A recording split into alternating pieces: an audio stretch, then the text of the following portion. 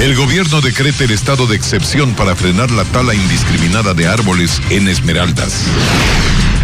El incendio forestal en el Cerro Auqui en Quito lleva 3 días sin poder ser apagado.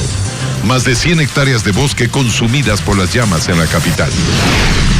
1 año de prisión para 3 dirigentes del Movimiento Popular Democrático por la toma de la gobernación en Cotopaxi el 30S. 4 dirigentes universitarios fueron declarados inocentes. El alcalde de Guayaquil envió al presidente Correa el documento clave para concretar el dragado del canal de acceso al puerto. Se espera la respuesta del mandatario. Solo resta recapturar a uno de los fugados de la cárcel La Roca. El gobierno anuncia la detención del prófugo 17. La ONU debate el programa nuclear de Irán y la crisis por la guerra en Siria. Los líderes mundiales están de acuerdo en que una intervención militar no llevará la paz a ese país.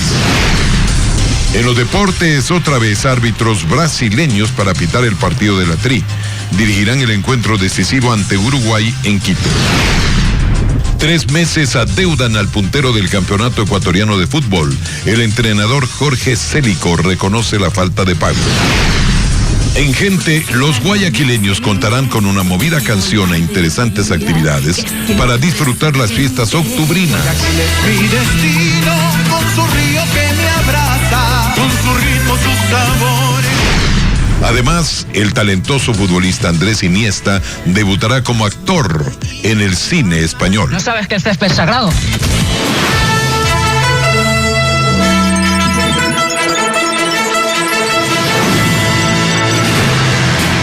Las noticias en Televistazo con Alfonso Espinosa de los Monteros y Teresa Arboleda. Muy buenas noches, amigos. El presidente de la República, Rafael Correa, declaró por 60 días el estado de excepción en la provincia de Esmeraldas, con el fin de frenar la tala indiscriminada de bosques. Lo hizo a través de la firma del decreto 116 que establece la suspensión inmediata de los permisos para la tala del bosque nativo y para renovar los existentes. Teresa, buenas noches. ¿Qué tal, Alfonso? Amigos, bienvenidos. En el decreto se solicita también que miembros de las Fuerzas Armadas y Policía participen con un plan de contingencia. Según el Ministerio del Ambiente, cada año se talan 200.000 hectáreas de bosque en Esmeraldas. Vía decreto ejecutivo, el presidente Rafael Correa ordenó la suspensión inmediata de los permisos para la tala de bosque nativo y la renovación de los existentes en la provincia de Esmeraldas. El documento además establece realizar una auditoría a los permisos otorgados por el Ministerio de Ambiente. El estado de excepción en la provincia, que será de 60 días, dispone a los ministerios de Ambiente, Defensa, Interior, Coordinador de Seguridad, Secretaría de Inteligencia, Fiscalía General y la Secretaría de Comunicación que elaboren y ejecuten un plan de acción para neutralizar y suspender el aprovechamiento irregular del bosque nativo y de regeneración natural, señala el decreto 116. El presidente también solicita que miembros de las Fuerzas Armadas y Policía Nacional participen con un plan de contingencia para el control y vigilancia en el bosque nativo y garanticen la seguridad de los funcionarios públicos que participen en el proceso. Según el Ministerio del Ambiente, cada año se talan 200.000 hectáreas de bosque en Esmeraldas, mientras que un informe de la Organización de las Naciones Unidas para la Alimentación y la Agricultura del 2011 señalan que Ecuador tiene la tasa más alta de deforestación en Latinoamérica. Al año se pierde entre 60.000 y 200.000 hectáreas de bosques nativos, según el organismo. Fallo mixto en la etapa de casación de un juicio relacionado con el 30S. Tiene que ver con la toma de la gobernación de Cotopaxi. 4 funcionarios de la universidad local fueron liberados de culpa y 3 militantes del MPD fueron ratificados en la sentencia de 1 año de prisión. Jacqueline Rodas tuvo una audiencia. Esta tarde, los 7 del Cotopaxi conocieron la decisión del Tribunal Penal de la Corte Nacional de Justicia, que resolvió el recurso de casación presentado por las supuestas ilegalidades del proceso, en el que fueron condenados a penas de entre 6 meses y 1 año de prisión por atentado contra la seguridad del Estado. El fallo fue mixto. La jueza Jimena Vintimilla anunció que declaran inocentes a 4 de ellos. Con lugar los recursos de casación interpuestos por estos y se ratifica su estado de inocencia. Se trata del rector de la Universidad de Cotopaxi, 2 profesores y un empleado de la misma institución. Pero la celebración fue solo parcial, porque se negó el recurso de casación a los otros 3 sentenciados, quienes son dirigentes del Movimiento Popular Democrático. Uno de ellos, el concejal Carlos Cajilema. Somos inocentes. Hoy creo que los hechos nos demuestran de que somos perseguidos políticos por el régimen. El abogado de los dirigentes, Ciro Guzmán, cree que el fallo es político.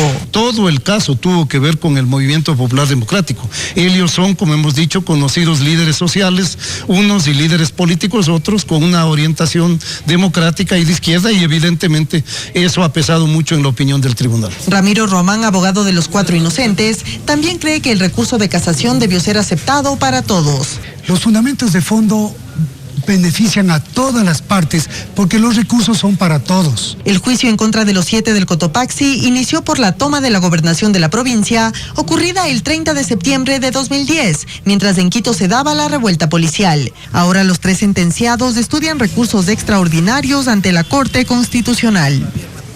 En otro caso, por la revuelta del 30S, esta mañana la Fiscalía convocó a 800 policías en el regimiento Quito para realizarles un examen médico legal que permita determinar si alguno de ellos se ha realizado cirugías plásticas en el rostro para no ser reconocido.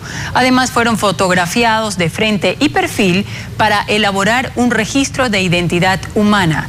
Algunos policías mostraron su preocupación ante esta diligencia, entre ellos Johnny Casalombo, quien fue detenido por error y luego puesto en libertad tras comprobarse que no era la persona que aparecía en el sistema de recompensas del Ministerio del Interior.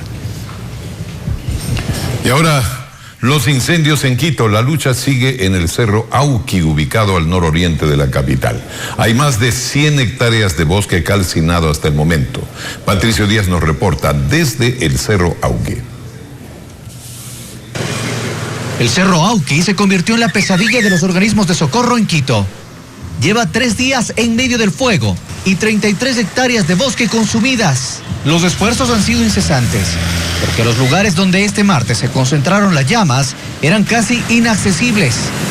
Así lo señala el mayor Raúl Parra del Cuerpo de Bomberos. Y eso ha dificultado que el personal entre con herramienta de incendios forestales hacia el punto y poder sofocar.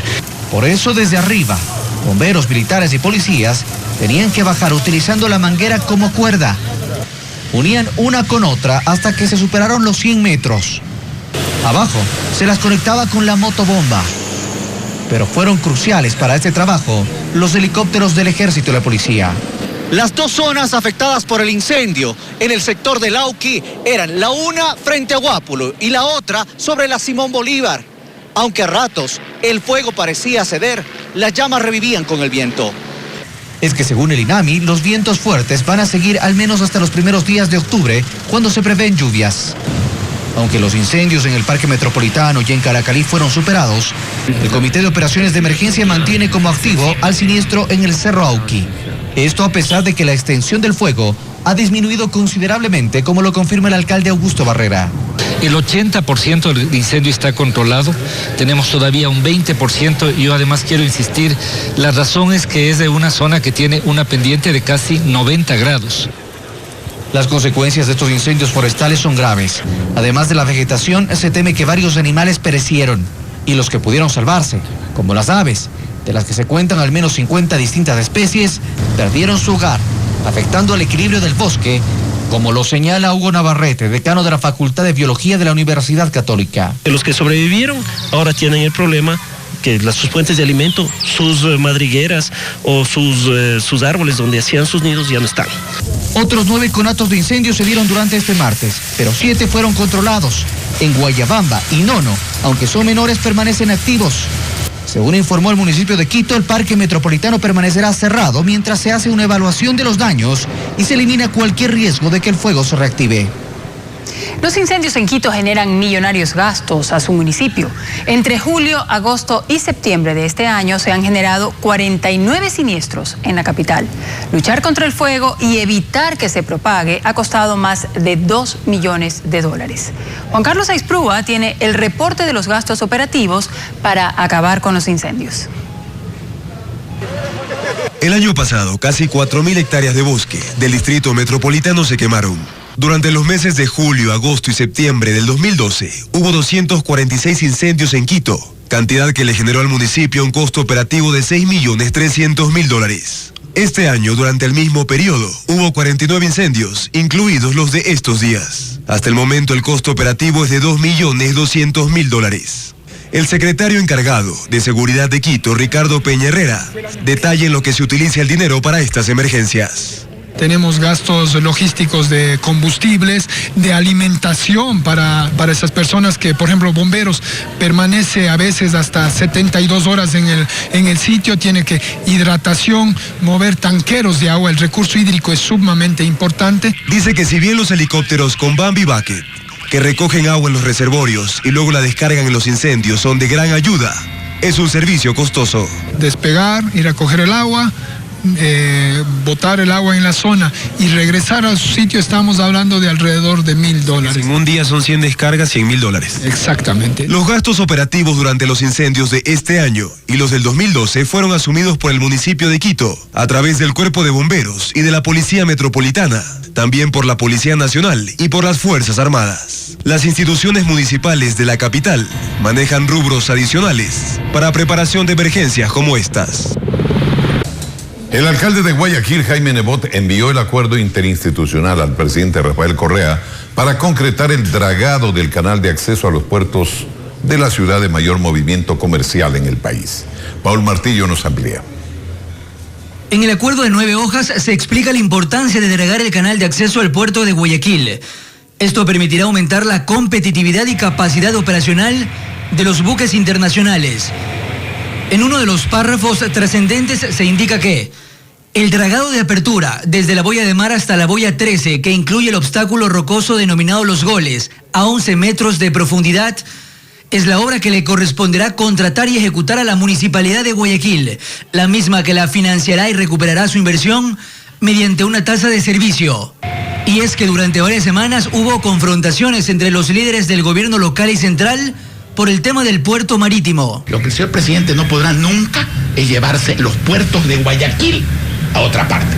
El presidente Rafael Correa anunció a inicios de septiembre que para solucionar los inconvenientes iba a firmar el acuerdo. Yo le reitero que tiene todo el apoyo del gobierno nacional para dragar el canal de entrada del puerto de Guayaquil a 11 metros, como ha dicho. En el documento que ya está en su despacho también se hace referencia al tramo comprendido entre la boya 13 y la 80, una zona más cercana a las terminales.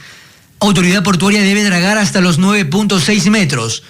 Luego de esos trabajos, interviene nuevamente el municipio para ejecutar el dragado hasta los 11 metros. Para financiar esa obra cobrará una tasa adicional independiente a la que cobra Autoridad Portuaria. Ahora depende del presidente firmar o no el acuerdo. Este acuerdo interinstitucional busca que barcos de mayor calado puedan ingresar a las terminales marítimas de Guayaquil. Veamos algo de la intensa operación de los puertos guayaquileños para entender mejor la importancia de dragar el principal canal de acceso. 420. Luego de atravesar el Golfo de Guayaquil, llegamos a una de las terminales privadas para conocer cómo es el trabajo diario. Desde la embarcación observamos a los operadores sujetar los contenedores y por medio de grúas los dejan en el muelle. Ordenadamente ingresan los camiones que llevan la mercadería hasta los patios de almacenamiento. En este tipo de puertos se descarga entre 12 y 15 contenedores por hora. Toda la actividad concluye en un poco más de 6 horas. El presidente de la Cámara Marítima del Ecuador dice que el aporte de las terminales privadas es importante, pero que la tarea de carga y descarga en el puerto marítimo de Guayaquil es mucho más rápida. Está capacitado para mover en Guayaquil aproximadamente de 30 y 35 movimientos por hora. De acuerdo a lo establecido a nivel internacional, Guayaquil está considerado como un puerto de alta eficiencia. Señala que los trabajos de dragado en el canal de acceso mejorarán la actividad portuaria, pues buques de mayor calado pueden traer más carga. Y agrega que eso no representa un problema para la operación de las terminales. Se estima que el puerto de Guayaquil, en grado de ocupación del físico, estará por alrededor del 65-70% de su capacidad. El puerto principal de la urbe es considerado uno de los más importantes en Sudamérica. En el 2012, el puerto de Buenaventura en Colombia movilizó en carga más de 850.000 contenedores de 20 pies. El de Guayaquil, casi 1.500.000. El de Callao, Perú, más de 1.800.000. Y el de San Antonio de Chile, un poco más de 1 millón de contenedores de 20 pies. Guayaquil está en una posición excelente en relación a la capacidad operativa para embarque o descarga de carga. En las terminales marítimas de Guayaquil, 2.500 personas dependen directamente de esta actividad. Son estibadores, transportistas, bodegueros y personal administrativo. Con varios argumentos, pero con poca fe, la oposición parlamentaria impugnó la terna oficial de candidatos para superintendente de comunicación encabezada por Carlos Ochoa. Carlos Ochoa, primero en la lista, evitó hacer comentarios a la espera de la designación que se daría el próximo mes. Félix Narváez en la cobertura. El asambleísta del PRED, Alo Bucarán, reapareció en el Consejo de Participación para impugnar al candidato Carlos Ochoa, quien a su criterio no será imparcial si es superintendente de comunicación. Pero es como que el día de mañana fuese nombrado superintendente de comunicación el señor Carlos Vera, el señor Jorge Ortiz. El presidente ya hubiese dado un grito en el cielo, pues. Carlos Ochoa encabeza la terna presidencial de candidatos a ese cargo. La opositora Lourdes Tibán también impugnó apelando al 232 de la Constitución.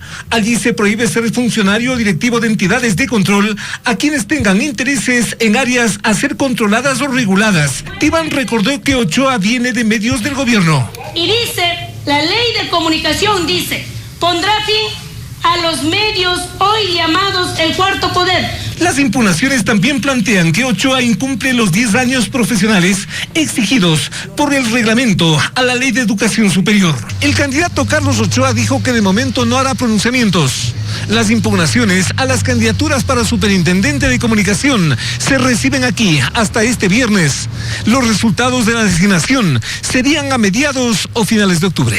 El oficialista Fernando Bustamante justificó que la flamante ley de comunicación tampoco detalle los requisitos para designar superintendente. Para que la selección esté al alcance de cualquier ciudadano. Su coideario Miguel Carvajal rechazó que a Ochoa lo ataquen por una supuesta falta de probidad e independencia. Pero eso no lo descalifica, todo lo contrario. Mientras para el opositor Luis Fernando Torres, las impugnaciones son mero trámite por el generalizado control político del gobierno. Otra cosa sería si es que en la Asamblea no hubiera una mayoría de gobierno. El propio Torres sostiene así que todo está consumado. Cuestión entonces de pocos días para la designación de Carlos Ochoa, el primero de la terna para superintendente de comunicación. La Corte Nacional de Justicia falla a favor del ex asambleísta del Movimiento País, Valerio Estacio, acusado de tráfico de tierras. Había sido sentenciado a cerca de 2 años de cárcel por un tribunal en Guayas, pero la Corte lo liberó. Merlin Ochoa nos informa. El dirigente barrial y ex asambleísta de Alianza País llegó con la noticia de su inocencia al aeropuerto de Guayaquil, donde desde temprano sus seguidores se preparaban con banderas para recibirlo. A inicios del 2012, un tribunal penal del Guayas sentenció a Sindulfo Valerio Estacio a 1 año 8 meses por tráfico de tierras en las invasiones del noroeste de Guayaquil. Su abogado presentó un recurso de casación y la Corte Nacional de Justicia, por unanimidad, aceptó el pedido. Es decir, aceptó que la sentencia emitida por el 8º Tribunal de Garantías Penales y ratificada por la primera sala de lo penal de la justicia del Guayas fue ilegal, fue inconstitucional.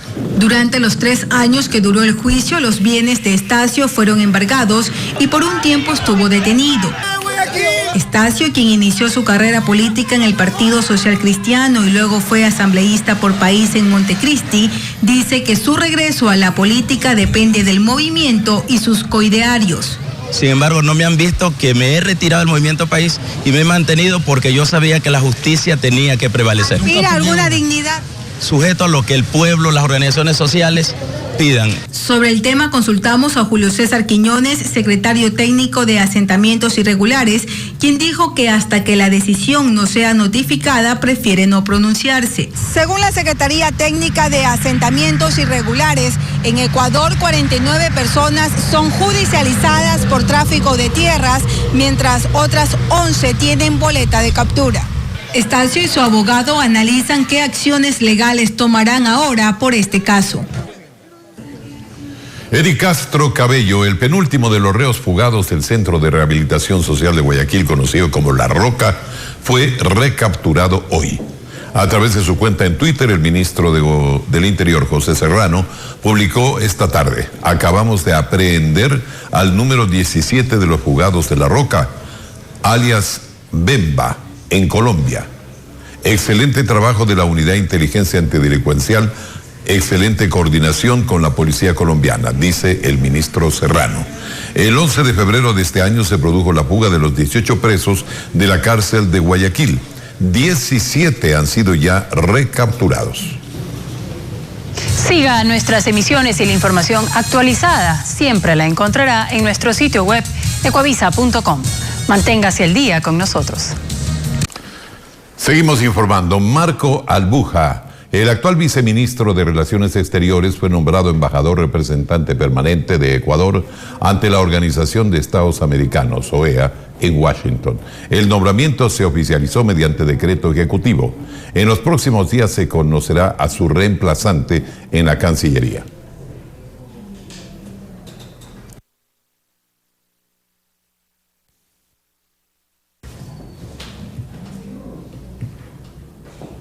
La Asamblea General de la ONU, que se instaló hoy en Nueva York, mostró coincidencias entre países árabes y occidentales respecto a que una intervención militar en Siria no llevaría a una paz duradera a esa nación. El programa nuclear de Irán también es tema de debate y su presidente Hassan Rouhani dijo que su país no es una amenaza para el mundo. Durante la apertura, el secretario general de la ONU, Ban Ki-moon, hizo un llamado a poner fin a la guerra en Siria. Una victoria militar en Siria es una ilusión, dijo. La única respuesta es un acuerdo político. Y añadió que la comunidad internacional no puede estar satisfecha con el acuerdo sobre arsenales químicos mientras la guerra sigue destrozando Siria. El presidente de Estados Unidos, Barack Obama, apuesta también por una salida negociada, aunque dijo que está preparado para usar la fuerza militar y proteger sus intereses en Medio Oriente. The Assad regime used such weapons on August 21st. Insistió en que fue el régimen de Siria el que usó gas sarín en la masacre con armas químicas de mediados de agosto y exhortó al gobierno de Siria a cumplir con los compromisos internacionales contra las armas químicas. Dijo además que otra prioridad de Estados Unidos en Medio Oriente es el programa nuclear iraní. Destacó un decreto del nuevo presidente Hassan Rouhani contra el desarrollo de armas nucleares y que se debe llegar a un acuerdo que les permita el desarrollo con fines pacíficos. A su turno, el nuevo presidente de Irán, que participa por primera vez en una asamblea general, manifestó que su país no es un riesgo para el mundo y que nunca buscarán armas de destrucción masiva. Al mismo tiempo señaló que espera llegar a un acuerdo para solucionar sus diferencias con Estados Unidos y oír una voz coherente desde Washington. El canciller ecuatoriano Ricardo Patiño, quien asiste a la Asamblea General de Naciones Unidas, criticó vía Twitter el discurso del presidente de Estados Unidos, Barack Obama. Dice: el presidente Obama asegura que fue el gobierno de Siria el que usó las armas químicas, a pesar de que eso no dice el informe de la Comisión de la ONU. Palabras de Ricardo Patiño. En la tarde participó en un evento sobre derechos humanos, medio ambiente y corporaciones transnacionales para exponer la denuncia ecuatoriana sobre el caso Chevron por la contaminación en la Amazonía. Y el líder de la oposición venezolana, Enrique Capriles, aseguró que el alquiler del avión de Cubana de Aviación que trasladó al presidente Nicolás Maduro a China le cuesta a Venezuela $250,000 diarios. Capriles criticó que el mandatario y su comitiva no hayan usado el avión presidencial venezolano para este viaje. Revisemos ahora otras noticias del mundo en el siguiente resumen. El gobierno de Kenia puso fin al asalto terrorista contra un centro comercial en Nairobi y decretó 3 días de luto por las víctimas. El ataque perpetrado por el grupo extremista islámico Al-Shabaab dejó 72 muertos y más de 100 heridos. La mayoría de las víctimas son civiles y las autoridades reportaron que hay cuerpos entre los escombros, dejados por las explosiones y las balaceras dentro del edificio. 65 personas muertas y decenas de heridos fue el saldo de un terremoto de 7.7 grados registrado al suroeste de Pakistán. Se han detectado daños en carreteras y casas, por lo que el número de víctimas podría aumentar ya que hay personas atrapadas. La policía aseguró que el potente sismo que se sintió incluso en la capital india hizo que una isla de 30 metros de ancho emergiera en el Océano Índico, a 1,5 kilómetros de la costa. En una carta de 11 páginas que fue publicada parcialmente por la prensa italiana, el Papa emérito Benedicto XVI se defiende de las acusaciones por la forma con la que se manejó el escándalo de abusos sexuales en el seno de la Iglesia y negó que lo haya encubierto. Benedicto XVI admite su profunda consternación por los abusos cometidos por una parte minoritaria de los sacerdotes. Se trata de las primeras declaraciones públicas de Joseph Ratzinger tras su renuncia.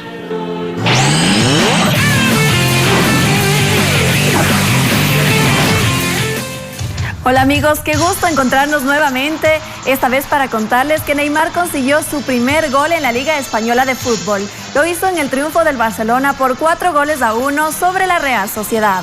Su anotación fue la primera del encuentro y llegó a los 5 minutos tras centro por derecha de Alexis Sánchez para entrar con balón y todo al arco rival. Más tarde, nuevamente Neymar pone el centro para su socio de gol Lionel Messi, que anotó el segundo a los 8 minutos. El tercer tanto llegaría tras una serie de rebotes que Busquets, a los 23, aprovechó para definir con remate desde fuera del área. De la Bella pondría el descuento para la Real Sociedad a los 64 tras un centro dentro del área y al final Bartra a los 77 selló la goleada.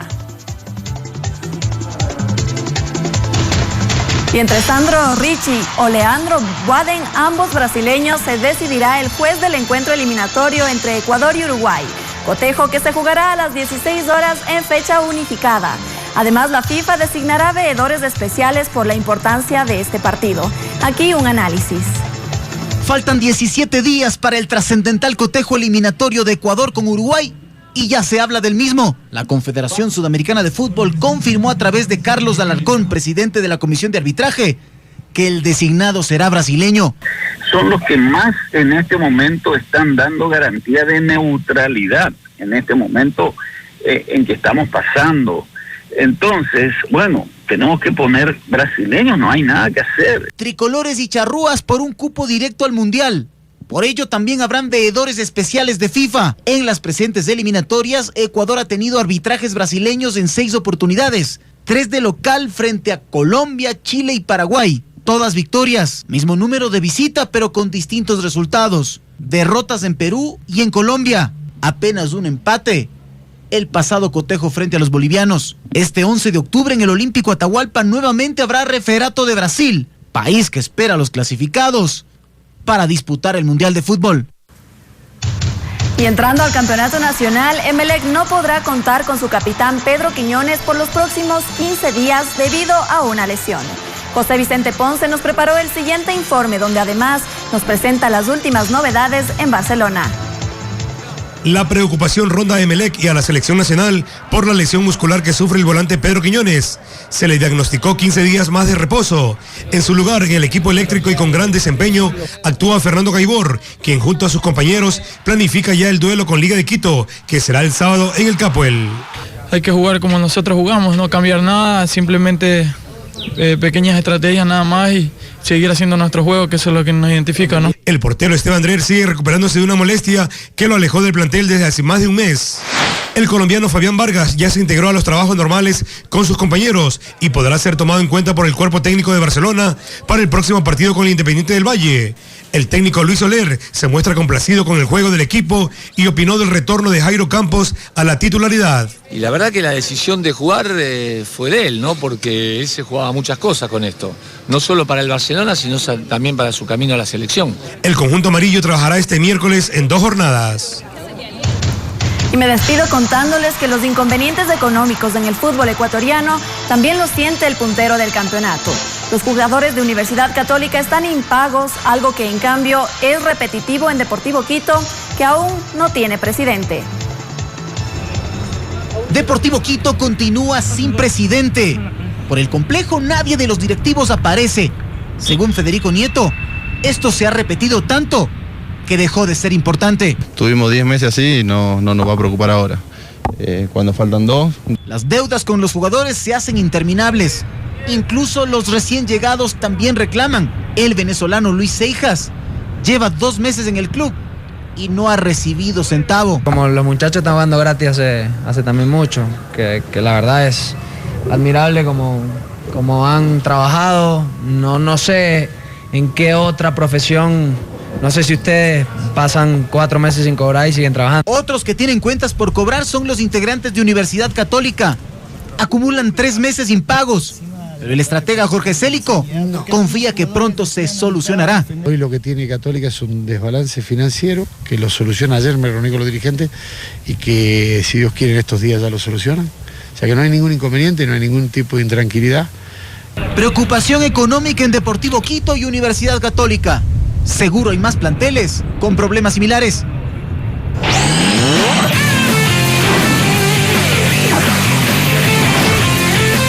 Y algo interesante y curioso, 14 crías de osos panda fueron presentadas en la provincia china de Chengdu.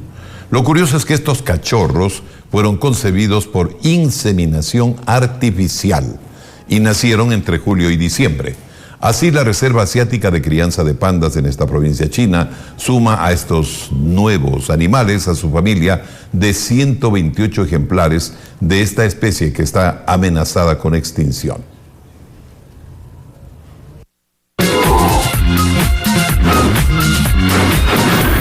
Gente. ¿Qué tal, amigos de Gente? Muy buenas noches y bienvenidos. Una nueva película ecuatoriana se estrenará en octubre. Se trata de Rómpete una pata, del director Víctor Arregui. María José Hidalgo nos cuenta más de esta producción inspirada en el teatro.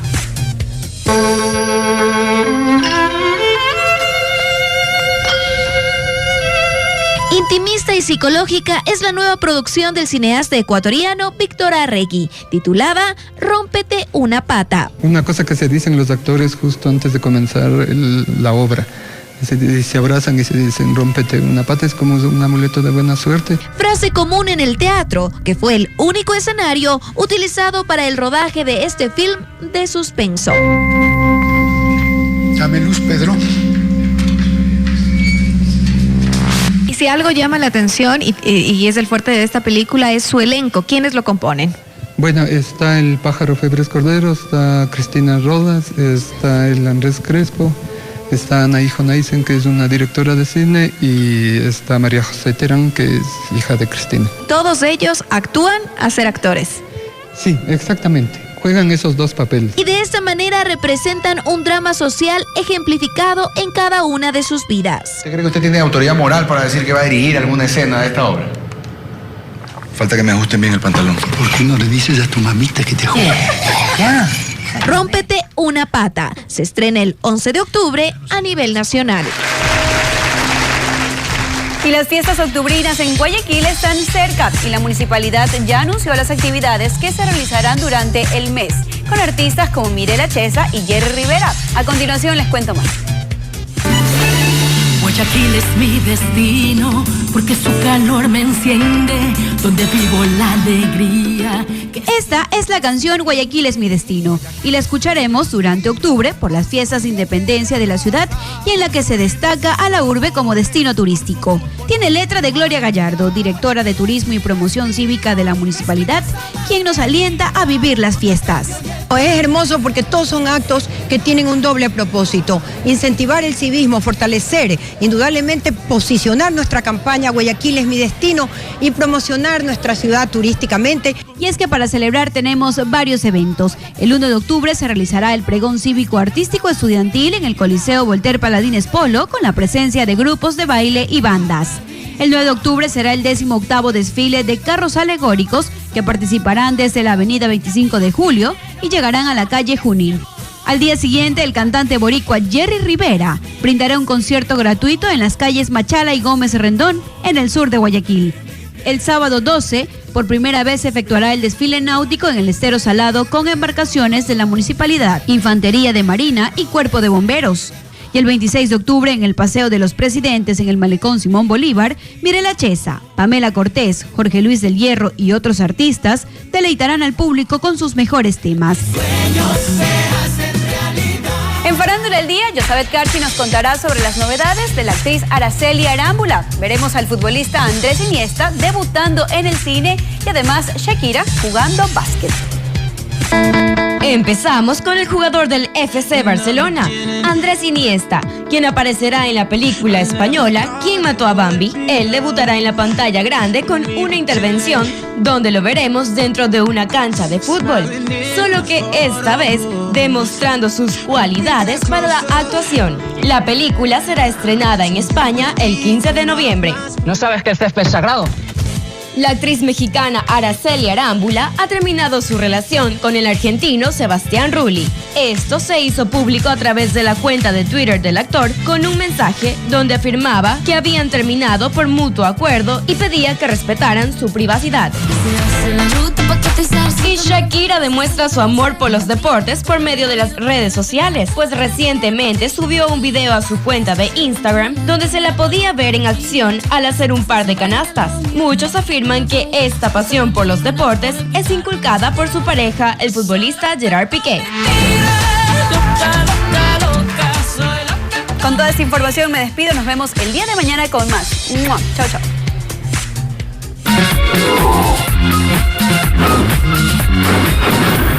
Gente. 15 años después de la debacle bancaria en nuestro país, hay quienes cargan cada día con las consecuencias. Todavía son aquellas personas que adquirieron deudas en ese entonces y por la conversión monetaria estas deudas aumentaron y también con juicios con irregularidades de por medio. Hasta ahora no pueden salir de sus deudas y problemas. El Ejecutivo propone un proyecto para que puedan refinanciar esos valores. Ojalá haya una ayuda para estas personas. Carolina Mela recogió los testimonios de los afectados. Roberto es el presidente del colectivo Deudores de Buena Fe, afectados por la crisis bancaria del 99. Compra 8 pasajes para Quito. Allá se reunirán con autoridades del Banco Central y de la Asamblea Nacional. Una reunión esperada por más de 10 años, en la que tratarán el contenido del proyecto de ley que el Ejecutivo propondrá para que puedan refinanciar sus deudas. Cuando somos deudores de buena fe es porque desde que firmamos la deuda creímos y estamos convencidos en que íbamos a pagar. Queremos que la ley nos dé la justicia y nos dé la posibilidad de reactivarnos y volver a ser ciudadanos de primera y no ciudadanos de cuarta categoría como hemos sido hasta ahora. Jacqueline nunca imaginó lo que iba a ocurrir después de que compró su casa en $75,000. Tenía un buen empleo, ganaba bien, pero cuando llegó la dolarización, su vida cambió. Logré pagar $36,000 y ahora debo $220,000 a pesar de haber pagado los $36,000. En el 2004, Eduardo era gerente de un almacén de electrodomésticos. Ganaba 10 millones de sucres mensuales y la cuota de su vivienda le significaban 2 millones. Cuando su sueldo se convirtió en $500 y su cuota en 400, ya no pudo seguir pagando. Estoy con juicio coactivo, no tengo trabajo, me han cerrado puertas en trabajo por estar en central de riesgo. En los primeros datos que el Banco Central entregó a través de un boletín sobre el proyecto de ley para que ellos puedan refinanciar sus deudas, se contempla extinguir los valores que deben cuando sus viviendas han sido rematadas, recalcular las deudas con una tasa de interés del 8.2% y que se los excluya de la calificación E de la central de riesgos, es decir, que ellos le deben al Estado. Ni tarjetas de crédito, ni cuentas corrientes, no puedo acceder a ningún tipo de crédito ni a becas. Queremos volver a nacer, queremos resucitar de este viacrucis de 15 años. Según la publicación del Banco Central, se calcula que el monto por este tipo de deudas suma $2.400 millones y con el recálculo se reducirá a 1.200 millones, pero que aliviará a cientos de familias. Bueno, esperemos que así se dé.